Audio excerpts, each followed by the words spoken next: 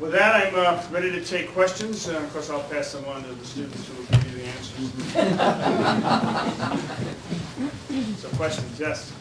With the meandering of the stream and the floodplain, would that take any agricultural land out of production, and is that a concern to the No, stakeholders? not take any, no, not take any.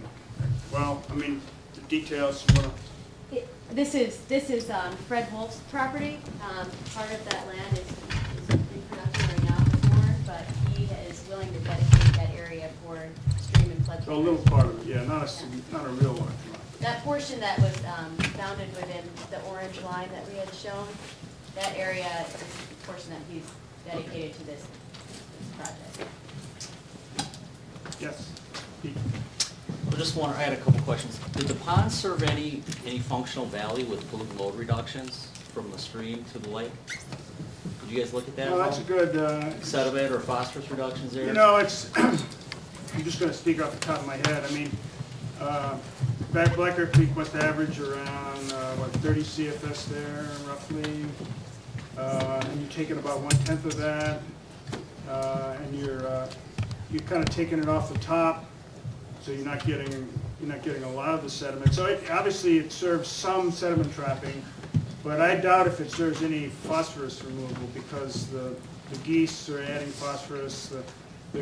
We did, with the help of the U.S. Geological Survey, we put in wells around the lake that went down pretty deep, and it was amazing how high the phosphorus content was in the water that was coming out of the lake. It was just as high as in the creek. So what's coming back into the creek has the same phosphorus as basically what came in. So I don't think it's serving much benefit from. I would like to, from the water quality sampling we did, we sampled Black Earth Creek, the small pond, the big pond, and Lake Marion. We do notice that Black Earth Creek is very high in phosphorus, like David mentioned, and Lake Marion has lower phosphorus content, and it is spatially connected. Like, Black Earth Creek is the highest, and then it decreases, but compared to groundwater, Yeah, so the surface water, there's some treatment in the surface water, but the part that seeps is really high in phosphorus. So if you combine those two, I don't know that it's going to be significant. Yeah, I'm also intrigued by the dredging, having just worked up on Stewart Lake. Did you do any estimates on how much material you would have to dredge from the lake? We have a very detailed survey, which we didn't show you, a very detailed survey of the soft sediment in the lake. So, but how much of that you dredge depends on what you want for deep areas. And, you know, I would argue you'd probably want to dredge and use that to landscape the edges rather than taking it out. like Professor Potter says, we did bathymetry surveys, and we kind of went out with a plastic cone, kind of like until we hit the bottom, and that way we got an estimate value of how much soft sediment there is, and those details will be. How many samples, how many numbers did you get from them? We did for Lake Marion and for the Big Pond. For Lake Marion, we did like 35 spots. So we do have a calculation. So we have pretty good information on the soft sediment. Obviously, there's the consolidated sediment below that. Right.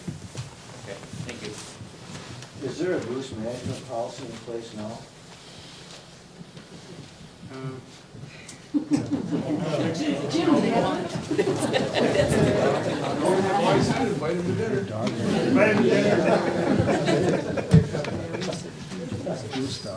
The figure that was given out, the sediment in the creek, what was that, 37,000 cubic feet or yards? Meters.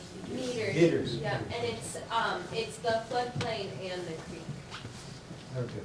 And So one of it's- the proposals, in one of your diagrams there indicated that could be used to fill in part of the pond area. So would the funding for that come from the existing grant that the village voted to accept, but final approval subject to other things in June? Now, would that funding be available for that?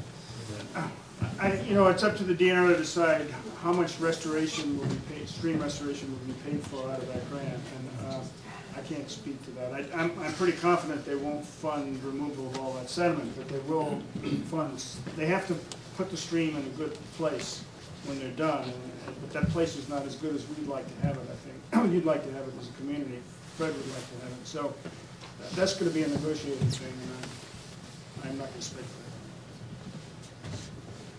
that. Yes? Back to the geese management. What does that mean? Call the local hunters, install some repellents? What does it mean to manage the geese? I assume you're saying reduce their populations. Not reduce their populations, but just decrease the habitat that's there. Because if they don't have as much space, there won't be as many congregating there. The bigger problem is that you have like migratory geese coming in. There's not a lot of populations that are like establishing there. Okay. And so just decreasing that habitat will just decrease the amount of geese that are able to stay there. So- Discourages them Yep. from wanting to have that as their habitat. Mhm. Okay. They do like all the grass and so on, so if you can create some boundaries between the grass and the lake, but it's, it's not gonna go away, but you can control it. I mean, people have come up with all kinds of clever scarecrows, so to speak, and I don't know how that works. I think it's more of reducing the impact of the geese on the lake. You may not necessarily reduce the populations, but you're reducing the impact they have on the nutrient loads on the lake, because if you create that buffer, then those nutrients aren't going to be going directly into the lake. And so it's reducing their impacts is what we're really looking at. Another thing you could look at too is maybe not reducing the populations, but I guess changing the location that they're at. So by kind of, I guess, reducing some of their habitat in the Lake Marion areas where a lot of the recreation happens and a lot of the, I guess, the goose excrement is really a problem for people that want to use that section. You could focus on trying to move those geese to the smaller pond areas where there isn't a concentration of recreation activities and other things. So deter them so that they move within Lake Marion, the park area, not necessarily just leave completely. So you can kind of manage the locations within the Lake Marion area where they like to hang out. High school project, don't you? Any high school teachers? It sounds like a good project for students to come up with ideas. Other questions? Yes? Has there been any consideration to feed the lake with artesian water? We did look into that. There is artesian water, and there's a sandstone aquifer down at 120 feet or so, and it could provide artesian flow. There are a couple of downsides to that. One is you might not get sufficient flow rate because even though it's artesian, flows up by itself, you might not get enough water. The second issue would be the DNR would probably frown more on that than they would on using the floodplain water, the water that's in the upper aquifer. So it might be, I talked to some DNR folks and they wouldn't necessarily not listen to it, but it would be a little harder regulatory sell. And then there also might be some water quality issues in terms of what's in that. There might be iron and so on. We didn't look at the chemistry of that, but I think that's something that definitely could be looked at. I understand they're doing it in Arena for their ponds. Mm-hmm. Yeah, they're probably using the same aquifer then. You know what the depths of the wells are? I used to own one, and it was, I think, 500 feet. 500 feet, oh, that's really deep, yeah, that's even deeper. Yeah. Would that also provide aeration or keep a source of? No, well, it depends on the fact that it's artesian wouldn't affect that. It depends on the, when rain infiltrates the soil, it's full of oxygen, and then as it moves through the groundwater, the oxygen gets used up if there's any carbon in the system. So basically, you get decay of carbon, and so if it's in some cases, groundwater is saturated with oxygen. So the fish hatchery, for example, where the DNR is, that fish hatchery, that water is saturated. In some of those springs, you can see bubbles coming out of them. It's full of oxygen. But then there are other springs. We found quite a variation. What were the numbers we had for dissolved oxygen in our wells? They were lower than But it varied, right? Some Yeah, were really it did low, vary. and some were. Saturation is roughly around 12 milligrams per liter. yeah, between less than 1 to 10. And if you get less than 3, Milligrams it's really per liter. bad. And we found some that were less than 3, but we found some that were 6 or Yeah.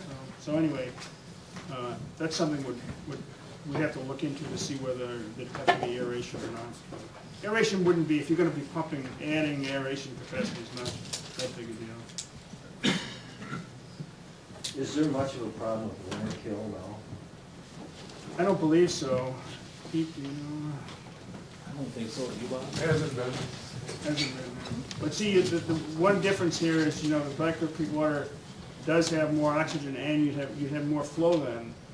And so we'd have to worry about winter kill. I mean, we'd probably have to provide, if you went to, because you don't want to be pumping extra water just to produce winter kill. It'd be easier, cheaper to aerate and get by with as little water as you can.